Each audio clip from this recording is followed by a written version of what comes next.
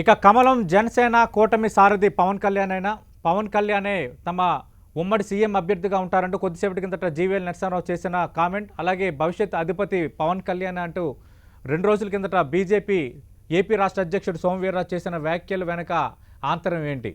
నిజంగా పవన్ కళ్యాణ్ ఉమ్మడి సీఎం అభ్యర్థి ప్రచారం దీని ప్రభావం ఎంత? ఇదే అంశంపై ప్రస్తుతం మన లంచ్ అవర్ డిబేట్లో పాల్గొంటున్నారు జనసేన అధికార ప్రతినిధి శ్రీనివాస్ గారు, అలాగే వైఎస్ఆర్ కాంగ్రెస్ పార్టీ అధికార ప్రతినిధి అద్దేపల్లి శ్రీధర్ గారు, మరి కాసేపట్లో బీజేపీ అధికార ప్రతినిధి భానుప్రకాష్ రెడ్డి గారు డిబేట్లో జాయిన్ కాబోతున్నారు.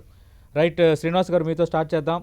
ఖచ్చితంగా అంటే నిజంగానే భారతీయ జనతా పార్టీ మిమ్మల్ని గుర్తించిందనే అనుకోవాలా, లేదు తిరుపతి ఉప ఎన్నికల నేపథ్యంలో జనసేన అభ్యర్థిత్వాన్ని ఎక్స్పెక్ట్ చేసింది కాబట్టి ఇక్కడ జరగలేదు కాబట్టి ఇప్పుడు ఆ నియోజకవర్గ పరిధిలోని ఫినామినా మొత్తం చూసుకుంటే బలిజ ఓట్లు డిసైడింగ్ ఫ్యాక్టర్గా ఉన్నాయి కాబట్టి పవన్ను సీఎం అభ్యర్థిగా ఒక ప్రకటన భారతీయ జనతా పార్టీ చేసిందన్నది మరో వాదన. సతీష్ గారు, మీకు ప్యానల్ ఉన్న పెద్దలకి అందరికీ కూడా నమస్కారం. క్వశ్చన్ మార్క్ అనవసరం అండి, ఇంకా అది క్వశ్చన్ మార్క్ కాదు, అది డిసైడెడ్ ఫ్యాక్ట్ ఆల్రెడీ. ఓకే, ఎప్పుడో నాయకుల మధ్యన అది బీజేపీ అండ్ జనసేన, అంటే జనసేన అధ్యక్షులు పవన్ కళ్యాణ్ గారికి, బీజేపీలో ఉన్నటువంటి పెద్ద మోడీ గారికి కానీ, నడ్డా గారికి, అమిత్ షా గారి వాళ్ళందరికీ కూడా మధ్యలో ఉన్నటువంటి అండర్స్టాండింగ్ ఒకటే, రాష్ట్రంలో ఉన్న పరిస్థితులను బట్టి, రాష్ట్ర అవసరాలను బట్టి ఉమ్మడి అభ్యర్థిగా పవన్ కళ్యాణ్ గారు ముఖ్యమంత్రి అన్న విషయం ఇప్పుడు ఆల్రెడీ డిసైడెడ్.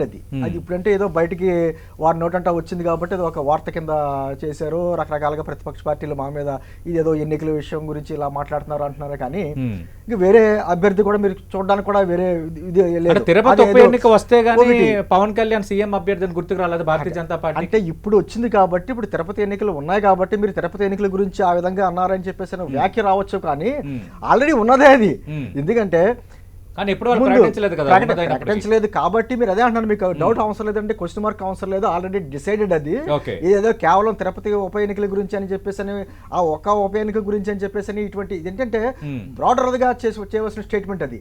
అది జీవీఎల్ గారు లేకపోతే రాష్ట్ర అధ్యక్షులు అంటే మన వీర్రాజు గారు వీళ్ళు చేశారు అంటే కేంద్రంలో ఉన్నటువంటి అధిష్టాన నిర్ణయం లేకుండా వీళ్ళు స్టేట్మెంట్ చేయలేరు. ఆ విధంగా భవిష్యత్తులో ఏ విధంగా వెళ్ళబోతున్నాం అనే దానికి ఒక సంకేతంగా మాట వరుసగా చెప్పడం జరిగింది. ఇది ఆల్రెడీ డిసైడెడ్ దాన్ని ఇప్పుడు ఒక వార్త కింద వచ్చింది తప్ప, ఖచ్చితంగా బీజేపీ జనసేన ఉమ్మడి అభ్యర్థి రాబోయే ఎలక్షన్స్ లో కూడా ముఖ్యమంత్రిగా మా పవన్ కళ్యాణ్ గారే ఉంటారు. దాంట్లో ఎటువంటి నో డౌట్. కేవలం గెలుపు ఓటములకు సంబంధించి ఇక్కడ ఉన్నటువంటి ఒక ఉప ఎన్నిక గురించి వచ్చిన స్టేట్మెంట్ మాత్రం కాదనేది మా క్లారిటీగా చెప్తున్న విషయం. రైట్, ప్రస్తుతం డిబేట్ లో జాయిన్ అవుతున్నారు బీజేపీ అధికార ప్రతినిధి భానుప్రకాష్ రెడ్డి గారు. భానుప్రకాష్ రెడ్డి గారితో మాట్లాడే ముందు అద్దేపల్లి శ్రీధర్ గారు, అంటే ఓవరాల్ గా అంటే మీకు ఒక స్పెషాలిటీ ఉంది. భారతీయ జనతా పార్టీని చూశారు, జనసేనని చూశారు. ఈ రెండు పార్టీల వ్యవహారాలను దగ్గర చూసి ఇప్పుడు వైఎస్ఆర్ కాంగ్రెస్ పార్టీలో ఉన్న మీరు స్పెసిఫిక్ గా నిజంగా అంత పెద్ద పీఠం పైన పవన్ కళ్యాణ్ కూర్చోబెట్టే ఆలోచన బీజేపీ చేయొచ్చా? What ever I know personal level, I don't discuss and debate in public level. అది ఐ ఫాలో దట్ ప్రిన్సిపల్. ఏదైతే పబ్లిక్ ప్లాట్ఫామ్ మీద పబ్లిక్కి తెలిసిన విషయాల గురించి మనం చర్చించుకుందాం, అది నాకు మర్యాదగా ఉంటుంది, వినేవాళ్ళు కూడా మర్యాదగా ఉంటుంది. ఒకటి, సోమవీర్రాజు గారు ఇప్పుడు దాకా 3 స్టేట్మెంట్ ఇచ్చారు. సో సోమవీర్రాజు గారు చెప్పిన స్టేట్మెంట్ ప్రామాణికంగా తీసుకుంటే, సోమవీర్రాజు గారు ఫస్ట్ స్టేట్మెంట్ ఏంటంటే ఆంధ్ర రాష్ట్రానికి ఫ్యూచర్ బీసీ సీఎం అవ్వబోతున్నారు. So technically Pawan Kalyan disqualified. దాని సబ్సిక్వెంట్గా క్లారిఫికేషన్ ఇవ్వాల్సి వచ్చింది సోమవీర్రాజు గారు. ఆయన క్లారిఫై ఏం చేశారంటే, చీఫ్ మినిస్టర్ క్యాండిడేట్ అనేది డిసైడ్ చేసేది సోమవీర్రాజు డిసైడ్ చేయరు. భారతదేశం మాకు ఒక పార్టీ ఉంటుంది, ఒక ప్రొసీజర్ ఉంటుంది, నడ్డా గారు డిసైడ్ చేస్తారు. ఆ రీజనల్ పార్టీ ప్రెసిడెంట్ అయిన పవన్ కళ్యాణ్ ఆ చర్చలో డిసైడ్ అవుతుంది. రెండో స్టేట్మెంట్. మూడో స్టేట్మెంట్ నడ్డా గారు అనౌన్స్ చేయలేదు, సోమవీర్రాజు గారు మీరు ఏదైతే లేవనెత్తారో ఫర్ కన్వీనియన్స్ ఆఫ్ పాలిటిక్స్ అది లేవనెత్తారు.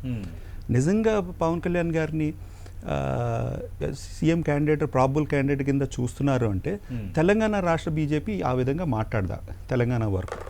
బట్ ఏదేమైనా కూడా మనం చర్చకు వచ్చింది కాబట్టి తెలంగాణ బీజేపీ అలా మాట్లాడింది కాబట్టి నష్ట నివారణలో భాగంగానే కొంత జాగ్రత్త పడింది ఏపీ బీజేపీ, దాంట్లో భాగంగా ఈ ప్రకటన వచ్చిందన్నది ఒక టాక్ నడుస్తుంది. అదే నేను పర్సనల్ లెవెల్లో నాకు తెలిసి నేను మాట్లాడట్లేదు కాబట్టి మాట్లాడట్లేదు. Let me not hit somebody below the belt. అఫీషియల్గా ఉన్నదే నేను చెప్తున్నాను. సో పవన్ కళ్యాణ్ గారు నిజంగా యాక్టివ్గా పొలిటీషియన్గా ఉన్నారా? యాక్టివ్గా ఉన్నారా, కెన్ హీ లీడ్ ఇట్ అంటే బీజేపీకి 1% పెరిగింది కానీ ఎలక్షన్స్లో ఒక పర్సెంట్ జనసేనకి తగ్గింది. వాట్ ఎవర్ ఏ పర్సెంటేజ్ బీజేపీకి ఉందా, నోటా కింద తక్కువ ఉందా, XYZ అదంతా ఒక డిస్కషన్ అనవసరం.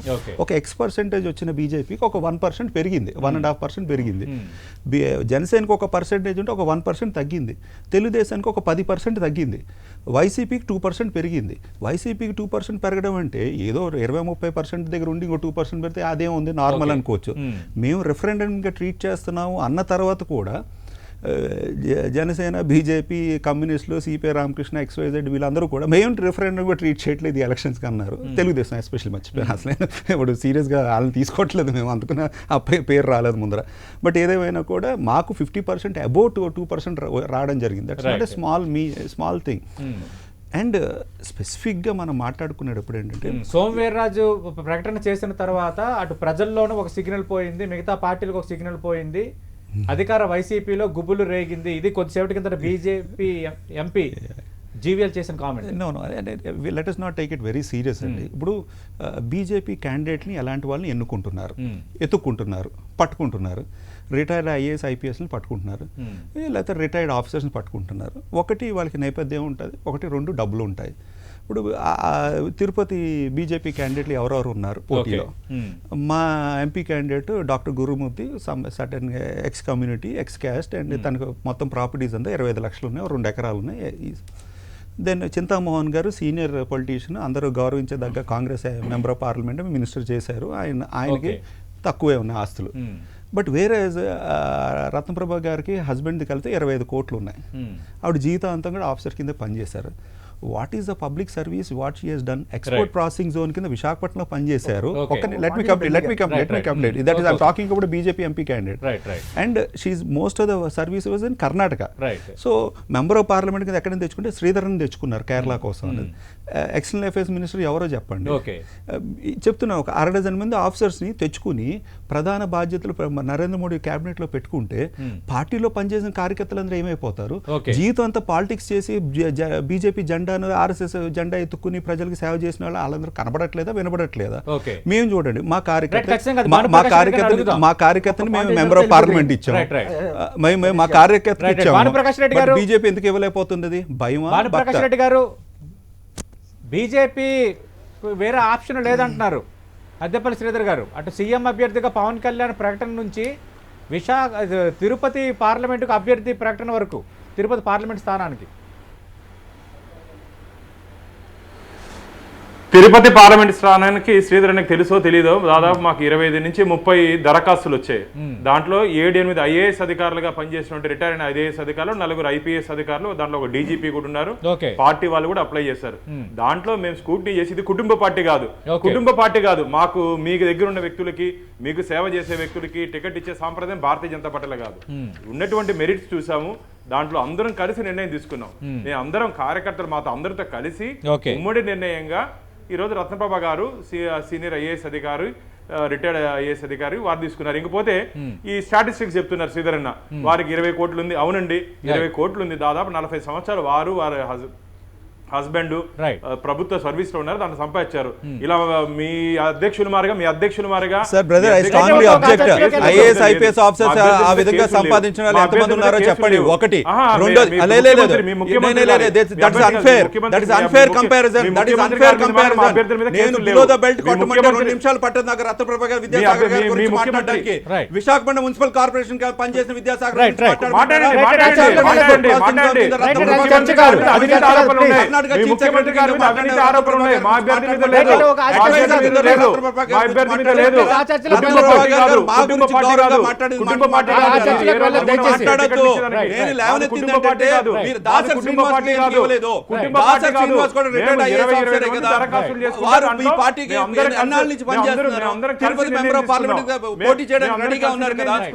శ్రీనివాసుల దగ్గర లేని రత్నప్రభ దగ్గర ఏమున్నది అని నేను అడుగుతున్నాను.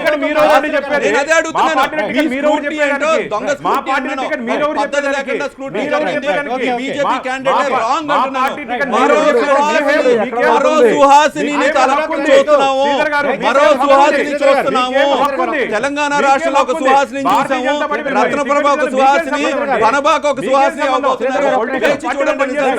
అవగాహన లేదా? అవగాహన లేదా మీకు? అవగాహనతోనే మీకు అవగాహన లేదా? మాట్లాడుతున్నాను. దాసరి శ్రీనివాసులకి ఎందుకు అవగాహన ఇవ్వలేదు లేదా? బీజేపీ వేరే ప్రభుత్వం? పార్టీల వాళ్ళకి గురించి సమాధానం మాట్లాడే లేదు మీ లేదు. దగ్గర. ఆ చర్చలో ఆయన ఏం చదువుకున్న వ్యక్తే మేము కదా. ఎవరికి ఇస్తాం? నీకేం ప్రాబ్లం?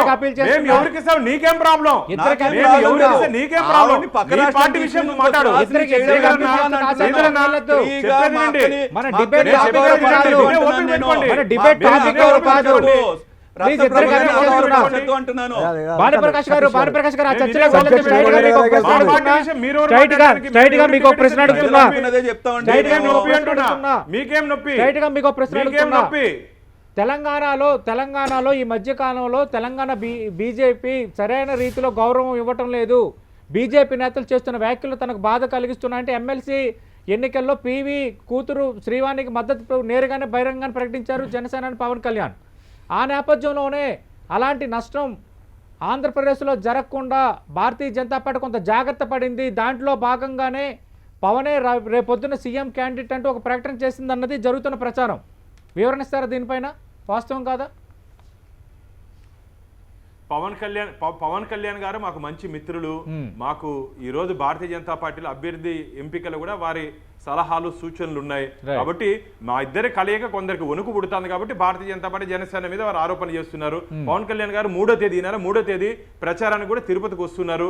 ఈ రోజే ఇప్పుడే మీటింగ్ జరిగిందని ఆ మీటింగ్ నుంచి వస్తున్నా. జనసేన బీజేపీ కోఆర్డినేషన్ మీటింగ్ జరిగింది. అన్ని అసెంబ్లీలో జరుగుతున్నాయి. నాదెండ్ల మనోహర్ గారు ఇక్కడే ఉన్నారు. వారు చూస్తున్నారు వ్యవహారాలన్నీ. పవన్ కళ్యాణ్ గారు వస్తున్నారు 3వ తేదీ. మేమందరం కలిసి పనిచేస్తున్నాం. మా మధ్య ఏదో విభేదాలను సృష్టించి వాళ్ళు ఏదో లబ్ధి పొందాలని చెప్పి కొందరు ఆలోచిస్తున్నారు. అవేం చెల్లవు. కాబట్టి మేమందరం బాగున్నాం. మేమిద్దరం బాగున్నాం. రాబోయే రోజుల్లో ప్రజాక్షేత్రంలో ఇద్దరు కలిసి వెళ్ళబోతున్నాం. రైట్ శ్రీనివాస్ గారు. ఒకటి ఇందాక శ్రీధరన్న మాట్లాడుతా ఓ మాట మంచి మాట చెప్పారు. మేము అసలు తెలుగుదేశాన్ని పట్టించుకోవట్లేదు, మాకు ప్రధాన ప్రత్యర్థి బీజేపీ జనసేన కూటమి అనడంలో వాస్తవం, అది మాకు మాత్రం వాస్తవం ఉంది. 2, ఓటింగ్ శాతం మాకు తగ్గింది అంటున్నారు. కానీ మీరే గణాంకాలు చూడండి. మాకు పంచాయతీ ఎలక్షన్స్లో 1209 సర్పంచ్లు వచ్చినప్పుడు మా గణాంకాలే చెప్తాయి. ఇంకొకటి గురుమూర్తి గారి విషయంలో లేకపోతే రత్నప్రభ గారి విషయంలో అసలు మీకు అభ్యర్థులు దొరకలేదా అని చెప్పేసి బీజేపీని ప్రశ్నిస్తున్నారు. కానీ అదే ప్రశ్న వైఎస్ఆర్ కాంగ్రెస్ పార్టీకి ఇంతమంది ప్రచారం వాళ్ళ అంతర్గత వారి అంతర్గత విషయంలో మనం అవసరం లేదు. కాకపోతే వారు అన్నారు కాబట్టి ఏది మీకు ఇంకెవరో అభ్యర్థులు దొరకలేదా రత్నప్రభ గారిని తీసుకొచ్చారని చెప్పి మాట అంటున్నారు. కాబట్టి నేను గురుమూర్తి గారి విషయంలో కూడా తిరుపతిలో అంతమంది కార్యకర్తలు అంతమంది సీనియర్ నాయకులు వైసీపీకి ఉండగా ఎవరో లేకుండా సొంతంగా ఆయనకి పాద సేవ చేసినటువంటి ఒక వ్యక్తిని డాక్టర్ గురుమూర్తి గారు అంటే మరి ఆయన డాక్టరేట్ చేశారో లేదో నాకైతే అంత మరి ఫిజియోథెరపిస్ట్ని కూడా డాక్టరేట్ అంటారో నాకు తెలీదు. అయితే అవన్నీ మేము వెళ్ళట్లేదు. కానీ తిరుపతి ప్రజలు అక్కడ ఉన్నటువంటి ఇక్కడ ఉన్న పరిస్థితులు అన్నీ చూసుకుని ఏ విధంగా గతంలో అయితే ఒక అనుభవం నాయకుడికి ఇస్తే ఏ విధంగా చేశాడో అదే విధంగా ఇప్పుడున్నటువంటి 20 నెలల్లో జరిగినటువంటి పరిణామాలు ఏమన్నాయో తిరుపతి అయినటువంటి పుణ్యక్షేత్రంలో ఆఖరికి నిన్న కూడా న్యూస్ చూసాం. దాదాపు తల వెంట్రుకలది 20 లారీతోటి అక్కడ దొరికిందండి మిజోరాంలో. అది తిరుపతి సంబంధించినట్టు తల వెంట్రుకలు అన్నారు. అంటే అక్కడ నిఘా వ్యవస్థ ఏమైపోతుంది, అక్కడ ఏ విధంగా ఉంది, వారి వెనకాల పెద్దలు ఎవరు లేరా? ఇవన్నీ కార్యక్రమాలు చూసిన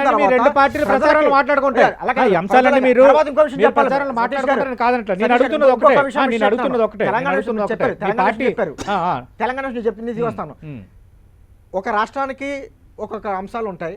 మీకు ఒకటే ఉదాహరణగా చెప్తున్నా. తెలంగాణ బీజేపీ వ్యవహరిస్తున్న తీరుని మీరు తప్పుపట్టారు కదా, మీ పార్టీ అధినేత తప్పుపట్టారు. అంటున్నా నేను విషయం చెప్పనే ఉన్నాను. ఆ నష్ట నివారణలో భాగంగా ఒక బీజేపీ కొంత జాగ్రత్త పడిందా? నేను మాదే మాట కంప్లీట్ చేయనివ్వను. నన్ను రాష్ట్ర విభజన సమయం వచ్చేటప్పటికి కేంద్రంలో ఉన్నటువంటి కాంగ్రెస్ పార్టీ ఒక నిర్ణయం తీసుకుంటే తెలంగాణ కాంగ్రెస్ పార్టీ ఒక రకంగా మాట్లాడింది, ఆంధ్రప్రదేశ్ కాంగ్రెస్ పార్టీ మాట్లాడింది. వాళ్ళ రాష్ట్రాల్లో ఉన్న పరిస్థితి బట్టి మాట్లాడితే తెలంగాణలో మా కార్యకర్తలను అంతగా పట్టించుకోవట్లేదు కాబట్టి కార్యకర్తల మనోభావాల దృష్ట్యా మేము వారికి సపోర్ట్ చేస్తున్నాం, అది పార్టీలకు అనుగుణంగా జరిగింది కాబట్టి మీ ఇష్టం అని చెప్పాను అన్నారు తప్ప నేను పాజిటివ్ నోట్ లోనే జలకని కాదు. మీరేంటంటే ఇక్కడ ఉన్నటువంటి మీడియా లేకపోతే కొంత వ్యక్తులు అటువంటి మీడియా మాకు లేకపోవచ్చు, ఆ విధంగా లేదు కాబట్టి ఏదో రకరకాల పుకార్లని సృష్టిస్తున్నారు. కానీ బీజేపీకి జనసేనకి నాయకుల మధ్య చక్కటి సత్సంబాలు ఉన్నాయి. ఖచ్చితంగా భవిష్యత్తులో ముఖ్యమంత్రి అభ్యర్థి పవన్ కళ్యాణ్ గారు దీంట్లో నోడాడు. రాజకీయంలో మీ వ్యూహాలు మీకు ఉండొచ్చు కాదనటం లేదు. ఇక్కడ తెలంగాణ బీజేపీ నేతలు చాలా తక్కువ చేసి మాట్లాడుతున్నారు, మమ్మల్ని పట్టించుకోవట్లేదు, జనసేన అని- కార్యకర్తలని అవమానపరుస్తున్నారని మీడియా అని- చెప్పిందా, మీ పార్టీ ఏదైనా అదే చెప్పారా? చెప్పాను. అదే మరి మాట పూర్తి మీరు చెప్పలేదు. చెప్పిన తర్వాత అక్కడ కార్యకర్తలు వచ్చి మీడియా చిలువలు అన్న, వలవలు చేస్తుందంటే- అలాగే అక్కడికి వచ్చి మా అధ్యక్షుల వారితోటి ఇక్కడ తెలంగాణ ఉన్నటువంటి బీజేపీ నాయకులు మాతో అంతగా సఖ్యతగా కనిపించట్లేదు, మమ్మల్ని సంప్రదింపులు చేయట్లేదు, పైగా ఈ మధ్యన కొన్ని 2-3 మాకు వ్యతిరేకంగా వ్యాఖ్యలు కూడా చేశారు Right. అనే విషయంతో ఈ దృష్టి తీసుకొచ్చినప్పుడు మరి కార్యకర్త మనోభావాలని గౌరవించే నాయకుడిగా ఆయన ఏం చెప్తారండి? మరి ఏం చేద్దాం అనుకుంటారు? ఏంటంటే లేదన్నా ఆయన ఈసారి మేము ఎలా మాట్లాడారు, చేద్దాం వెంటనే అనుకున్నాం. ఇక్కడ బీజేపీ అధ్యక్షుడు బండి సంజయ్ మాట్లాడారు. అదే అంటున్నాను. నేను అదే అడుగుతున్నా. దానికి ఆ జలక్ దానికి అనుగుణంగా statement ఇచ్చారు ఆ కదా. జలక్ ప్రభావం కానీ గట్టిగా పడిందా ఏమండి బీజేపీ ఇదిగో, పైన? పార్టీల మధ్య దాంతో కొంత జాగ్రత్త పడి ఈ ప్రకటన చేశారని మీ పాజిటివ్ నోట్లు చెప్తున్నా మీకు. మీకు అర్థం కావట్లేదు. పార్టీల మధ్య రెండు కలిసి వెళ్తున్నప్పుడు Right. అనేక కొన్ని అపోహలు ఉంటాయి, Right. కింద స్థాయి నాయకుల మధ్య కొన్ని రకరకాల శ్రీధర్ జరుగుతూ గారు, ఉంటాయి. శ్రీధర్ గారు. వాటిని అన్ని క్లియర్ చేసుకుని ముందుకెళ్తున్నామండి. రైట్ రైట్ శ్రీధర్ గారు, బీజేపీ జనసేన కాంబినేషన్ అనేది రేపొద్దున్న ఏపీ రాజకీయాల్లో ఒక ఇంపాక్టబుల్ కాంబినేషన్ కాబోతుంది కాబట్టే ఇప్పుడు అధికార వైసీపీ తోటి మిగతా వాళ్ళందరూ కూడా మా కాంబినేషన్స్ పైన ఈ ఇష్యూస్ మాట్లాడుతున్నారు, మా విభేదాలపై ఎక్కువ మాట్లాడుతున్నారు అంటున్నారు శ్రీనివాస్ గారు. సోమవీర్రాజు గారు నిజమే మాట్లాడారు. ఏమన్నారంటే నరేంద్ర మోడీ గారు 2014లో పవన్ కళ్యాణ్ గారి గురించి మాట్లాడారు. ఆయన అది కూడా చెప్పారు. ఆయన అంటే కొంచెం నిజాయితీగా ఉండేవాళ్ళు ఏంటంటే నిజం దాయలేరు. 2019లో పవన్ కళ్యాణ్ ఎవరితో పోటీ చేశారు, ఎన్ని మాటలు అన్నారు బీజేపీని. 2000 ఇప్పుడు మా 2020కి వచ్చాం, 2021 2014లో నరేంద్ర మోడీ గారు అన్న మాటని ఈ రోజు ప్రస్తావిస్తే మీరు డైరెక్ట్గానే అంటున్నారు ఎలక్షన్ కోసం బీజేపీ ఆడుతున్న నాటకంలో పావు అయింది జనసేన, అందులో డౌటే లేదు. ఎందుకంటే దానికి బ్యాక్ స్టేట్మెంట్ సోమవీర్రాజు గారే క్లారిఫై చేశారు. నాకు అంత కెపాసిటీ లేదు, నాకు అంత అర్హత లేదు, ఫ్యూచర్ ఇప్పుడు భారతీయ జనతా పార్టీకి ఏపీలో ఉన్న కెపాసిటీని బేస్ చేసుకుంటే కొంత జనసేనకి ఉన్న కొంత యంత్రాంగం కానీ వాళ్ళకి ఈ మధ్య వచ్చిన ఫలితాలు ఏమన్నీ చూసుకుంటున్నప్పుడు వాళ్ళకి కూడా ఒక పిక్చర్ కొంత పర్వాలేదు అన్నట్టుగానే ఉంది కదా.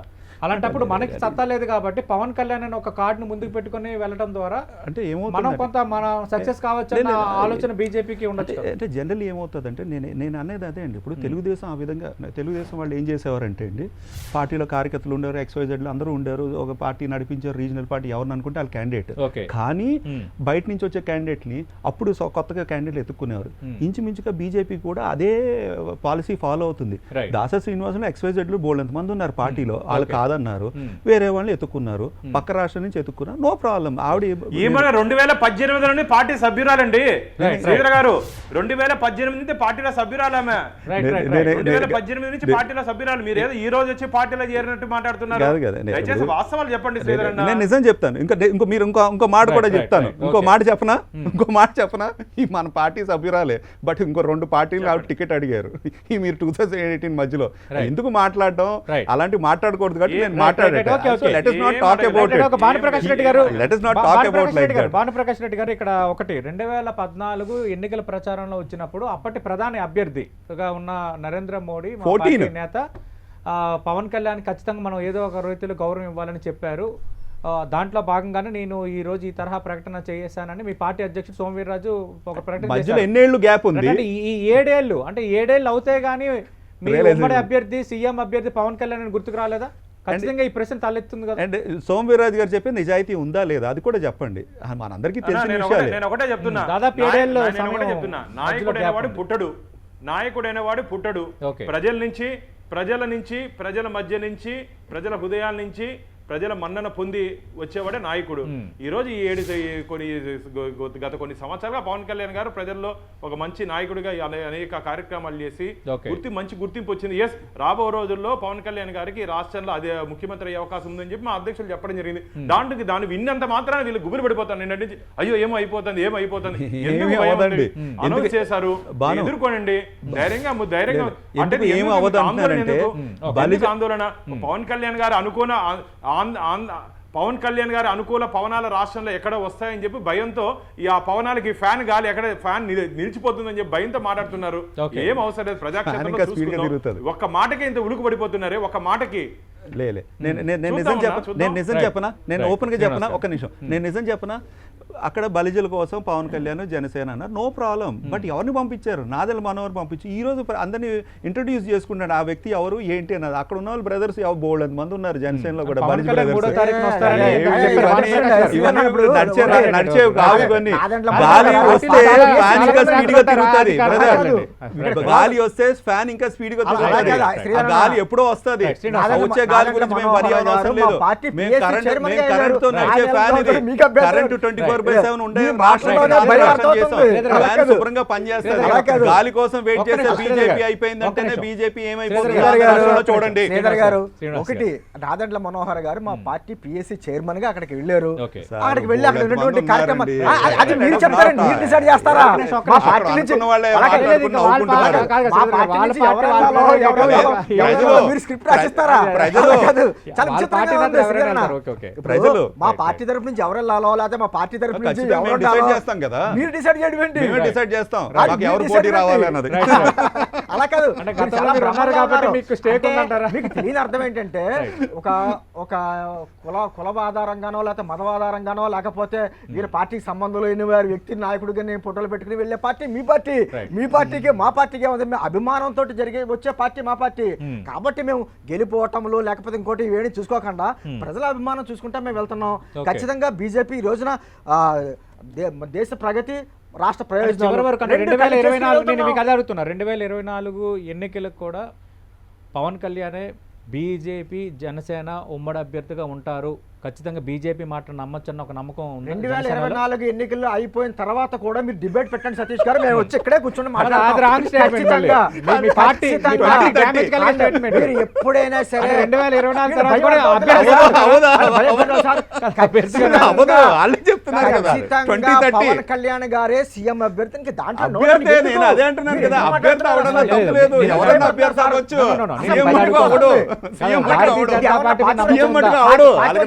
మీరు ఎక్కడ డిసైడ్ చేస్తారు సార్? మీరు అన్న మాటలనే చెప్తున్నారు. సతీష్ కూడా నవ్వొచ్చింది. అదే ఎక్కడ డిసైడ్ చేయగలరు? ప్రజలు డిసైడ్ చేస్తారు.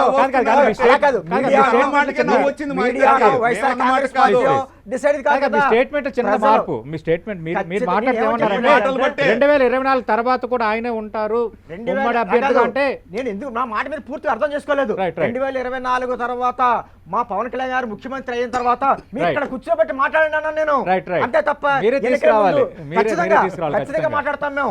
మేమంటే ఎన్నికల ముందు ఒక మాట లేకపోతే ఎన్నికల తర్వాత ఒక మాటలు నేను మిమ్మల్ని అనట్లేదు శ్రీనివాస్ గారు, మీకు అర్థం కావట్లా. నేను మిమ్మల్ని అనట్లేదు. భారతీయ జనతా పార్టీ చేసిన భారతీయ జనతా పార్టీ చేసిన స్టేట్మెంట్ మీద ఎంతవరకు నమ్మొచ్చు? అప్పుడు కూడా అదే మాట మీద నిలబడి ఉంటుందా? ఢిల్లీ వెళ్ళి ఎందుకంటే 2014లో ఎన్నికల ప్రచారంలో మోడీ చెప్పారని 7 ఏళ్ల తర్వాత సోమవీరాజ్ ప్రస్తావించారు. ఢిల్లీ వెళ్ళి చేతులు పట్టుకుంటుంది, ఢిల్లీ వెళ్ళి తెలీదా సతీష్ గారు? ఇప్పుడు 2014లో నాతో ఆయన అన్న విషయం చెప్తానే ఇప్పుడు ఏమండి ఎప్పుడైనా సరే సతీష్ గారు రాజకీయాలను శాసించేది నిర్ణయించేది నాయకులు కాదు పరిస్థితులు. ఆ పరిస్థితుల కారణంగా మారుతా ఉంటది. మాది కుటుంబ పార్టీ కాదు. భానుప్రకాష్ గారు, ఈ విషయం పైన బీజేపీలో అందరిలోనే ఏకాభిప్రాయం ఉందా? మా రాష్ట్ర అధ్యక్షులు ఒక మాట చెప్తే మాది president presides, team decides. President ఏం చెప్తే మేము టీం అందరూ అదే ఉంటాం. ఎందుకంటే మేము చెప్పాం కదా కుటుంబ పార్టీ కాదు, ప్రెసిడెంట్ మా పార్టీలో టాప్ ప్రెసిడెంట్ ఏం చెప్తే దాన్ని అందరూ అనుసరించి మేము పోతాం. ప్లస్ ఏకపక్ష నిర్ణయాలు మా అధ్యక్షులు తీసుకోరు, అందరూ కలిసి మాట్లాడి పార్టీ నిర్ణయంగా మా అధ్యక్షులు మాట్లాడారు. Right, okay. అంటే శ్రీధర్ గారు, దీని ఇంపాక్ట్ ఎంత ఉంటుంది ఎంత ఉండదు అనేది ఇంకా భవిష్యత్తు నిర్ణయిస్తుంది. కానీ ఖచ్చితంగా ఒక రాజకీయ పార్టీగా వాళ్ళు ఒక ఉమ్మడి అభ్యర్థిగా వాళ్ళని పెట్టుకోవడం వాళ్ళ వ్యూహాలు వాళ్ళకు ఉంటాయి కదా. అదే ఇబ్బంది ఏం లేదండి, నేనేం కాదనట్లేదు. మరో సుహాసిని చెయ్యొద్దు, ఆల్రెడీ ఒక పనబాకని సుహాసిని చేశారు, ఆవిడ కూడా సుహాసిని అవబోతున్నారు. నెంబర్ చూసిందారు చెప్పండి, నెంబర్ గురించి చెప్పండి. నెంబర్ మా చెల్లి సొంత పార్టీ పెడతా అంటే మాకు అభ్యంతరం ఏంటి? మేము అందరూ వెల్కమ్ చేస్తున్నాం. ఆవిడకి దమ్ము ధైర్యం ఉన్నది, ఉన్న నాయకురాలు షర్మిల గారికి వెల్కమ్ చేస్తున్నాం. ఒక రాష్ట్రానికి వచ్చి రాజకీయంగా ఎదుగుతాను అన్నప్పుడు అంతకంటే మేము హ్యాపీగా ఫీల్ అయ్యేది. మేము ఖచ్చితంగా హ్యాపీగా ఫీల్ అవుతాం. అన్యాయం ఎందుకుంటారా? ఆవిడ రాజకీయంగా ఎదుగుతుంది. మీరు ఏదైతే జనసేన బీజేపీ తెలంగాణలో ఉన్నప్పుడు ఆవిడనే అడగచ్చు, దాచుకోండి రేపొద్దున ఆవిడనే అడగచ్చు. మీరు చూసుకోండి తెలంగాణ రాష్ట్రంలో. భానుప్రకాష్ గారు, మొత్తానికి అటు బీజేపీ జనసేన ఉమ్మడి అభ్యర్థిగా ఉమ్మడి సీఎం అభ్యర్థిగా పవన్ కళ్యాణ్ ఉంటారంటూ జీవీఎల్ మొన్న సోమవీర్రాజు చేసిన ప్రకటనకు కొంత వైడర్ సెన్స్లో చెప్పే ప్రయత్నం అయితే చేశారు. క్లియర్ కట్గా ఒక పిక్చర్ అయితే అర్థమవుతుంది. భారతీయ జనతా పార్టీకి ఆంధ్రప్రదేశ్లో ప్రస్తుతం ఉన్న పరిస్థితుల నేపథ్యంలో పవన్ కళ్యాణ్ను ఒక లీడ్ పాయింట్గా రాజకీయం చేయబోతోంది. ఇక నుంచి జనసేన బీజేపీ కూటమికి పవనే ఒక రథసారథిగా ముందుకు తీసుకువెళ్ళబోతున్నారన్న ఒక చర్చ బలంగా సాగుతోంది. అయితే తిరుపతి ఉప ఎన్నికల వల్ల ఈ ప్రకటన చేయటం నేపథ్యంలో కొంత రాజకీయంగా కొన్ని రకాల అనుమానాలు విమర్శలు ఉన్నప్పటికీ ఒక స్పెసిఫిక్ రీజన్తోనే ఒక స్పెసిఫిక్ టార్గెట్తోనే బీజేపీ జనసేన కూటమి ముందుకు వెళ్తుందన్న ఒక విశ్లేషణ కూడా కనిపిస్తుంది. చూద్దాం ఏం జరగబోతుంది, దీని ఇంపాక్ట్ ఎంతవరకు ఉండబోతుంది, పవన్ కళ్యాణ్ సీఎం అభ్యర్థి అన్న ఈ ప్రచార ప్రభావం ఏపీ రాజకీయాలపై ఎంతవరకు పనిచేస్తుంది, రానున్న రోజుల్లోనే సమాధానం దొరకబోతోంది. ఇది వాటి లంచ్ అవర్ డిబేట్. మరి